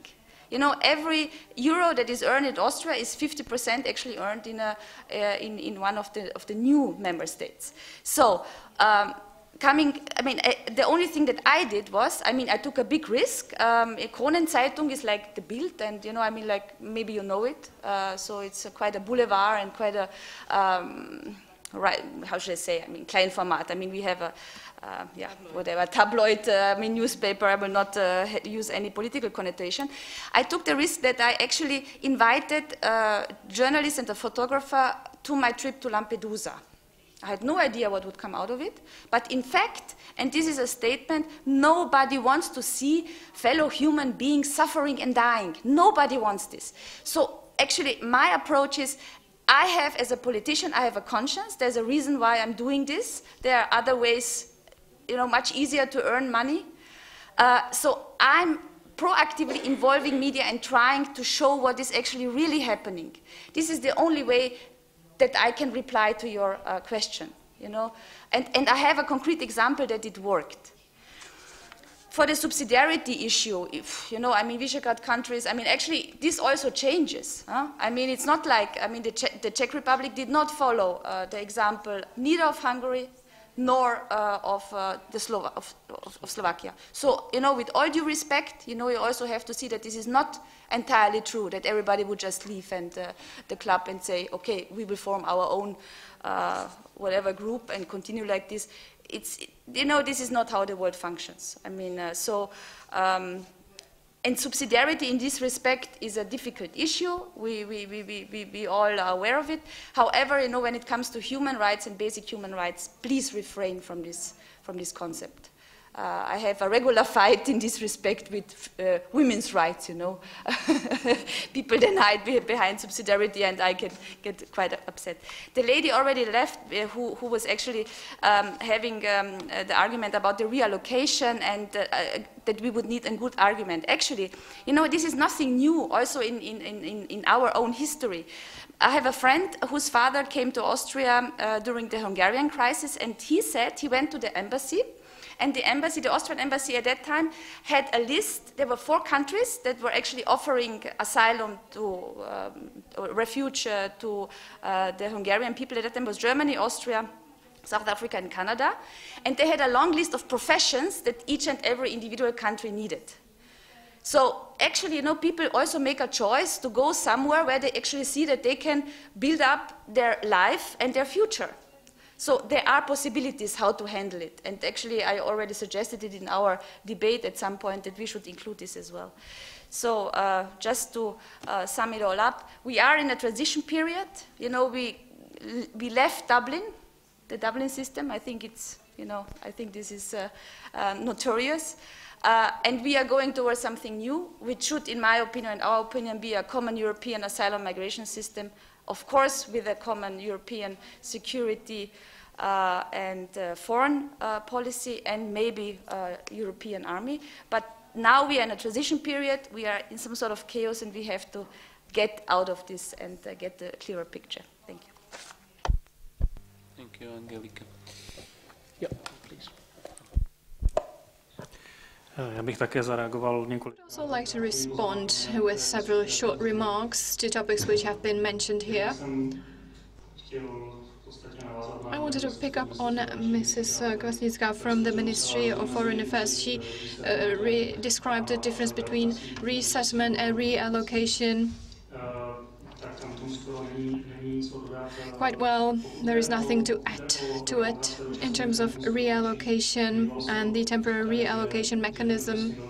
We have said that the temporary reallocation mechanism is only for Italy and Greece. I would like to specify that in terms of the second reallocation mechanism, this is potentially opened for other beneficiary countries, which could use the option of reallocation from the territory in case they are in a situation in which they are exposed to an extreme migration flux, for instance, Greece at this point. So this reallocation mechanism enables to reallocate asylum seekers in the second phase, potentially also from other countries. So that's a slight addition, factual addition on the temporary reallocation mechanism. In terms of reallocation, one more interesting piece of information on the practice in the Czech Republic. As of the 1st of September, we have come up with an option of reallocation mechanism based on the fact that the applicants, asylum applicants from Hungary, Greece, and Macedonia, Italy, may complete their asylum procedure in our territory. Principally, this is an option of the reallocation principle, taking over the responsibility for completing the asylum application besides the country where there is this enormous pressure. Out of the number of the applicants in our territory, well, none of them was interested, I have to say. So the practical implementation of these mechanisms will be faced with a number of practical obstacles, which we try to point out during the negotiations, and we continue to do so. This doesn't mean that we want to deny the solidarity principle. We only draw the attention to the fact that the implementation of the reallocation mechanism will be linked to a number of specific issues. We believe that solidarity is important. It makes sense. The Czech Republic has solidarity and will continue to execute it, but it cannot be imposed. It cannot be laid out as an obligation. We, of course, need to be aware that we need to help in this situation in which member states must help each other, because there are specific countries which are really exposed to enormous pressure. We have mentioned assistance to third countries, solidarity with these countries. I would like to mention one important fact here. One specific example of a very important and useful project in the big camp in Zatáry. The Czech Republic implemented electrification of this camp. And this is an example of what can really improve day-to-day life in these massive, huge camps, refugee camps in the neighboring areas to Syria, where the conditions certainly are not easy at all. This is an example of how we can improve the living conditions of people there. We have also heard a critique towards the Czech Republic in terms of retention facilities. Retaining migrants in the retention facilities, I have to say one important fact. These are retention facilities which are not intended for asylum seekers. These are not facilities where the asylum seekers are held. Detention facilities. Asylum seekers have a standard asylum procedure in line with the standards of the Czech and European law. In terms of specific conditions, living conditions and material conditions in the detention center in Bělá, which has been drawn attention to here, we have to say that the situation has improved a lot. There were issues at the time when, in a short period of time, a large number of migrants came to the Czech Republic, for which we didn't have adequate capacities ready. And so we had to improvise to a certain extent. It wasn't an easy situation, but capacities are continuously increased across the facilities in the Czech Republic, including the detention facilities. We have opened a new detention facility which has topped up the facility, the capacities in the Czech Republic, and the migrants will be redistributed to keep families with children together in adequate conditions, to have reunited families. And there's a special detention facility for single men without any family with them. The Czech Republic tries to continuously improve the situation. There has been a critique from the Czech Ombudsman. Our minister has continuously kept contact with her. They have set up a mechanism of mutual consultations, so they will mutually explain the remarks to each other. So I believe that there are attempts on our part to ensure adequate conditions, and I believe that we succeed in doing so. I believe that a number of information presented in the media does not really reflect the reality. Of course, I do not doubt that the situation several weeks ago was not entirely easy. Thank you. MEP Zlatuška wanted to respond, so that briefly, really, so that this is not a Czech debate. And then Mr. Hokovský, and we will be approaching the end. I would like to respond to the things that were not truth. The head of the BLR facility said that they have all the categories of the detained, including asylum seekers. He may have lied, but I'm firmly convinced, or I believe that consequences will be drawn. I had a journalist there. I specifically criticize that we have children there behind barbed wire in inadequate conditions. They can only go to playground for 2 hours a day or something like that. They practically do not get out.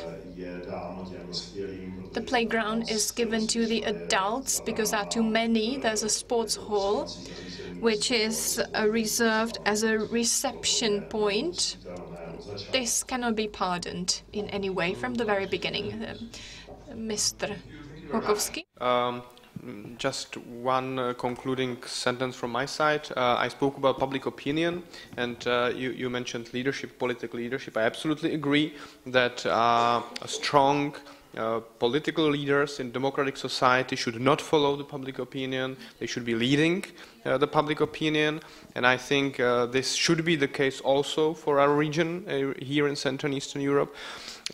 I just would like to point out that if the political leaders in this region want to convince the public and give them trust, basically lead their opinion towards trust towards or in the European immigration and asylum system, it has to go along with actually taking under control the situation we have now, so that the people don't have this perception that it's completely out of control, that it's completely unmanaged, and that they have confidence that it's actually under control.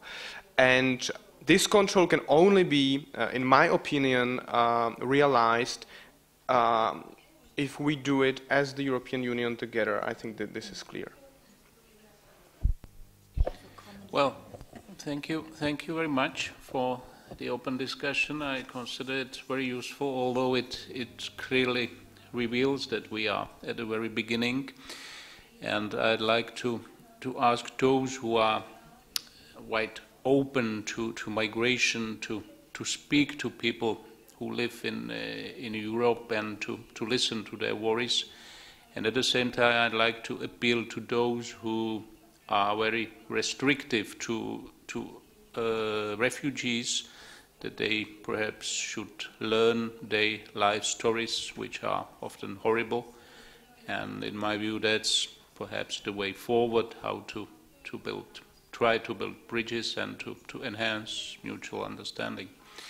Well, thank you to everyone who took part in the discussion. Thank you for coming. It's really appreciated.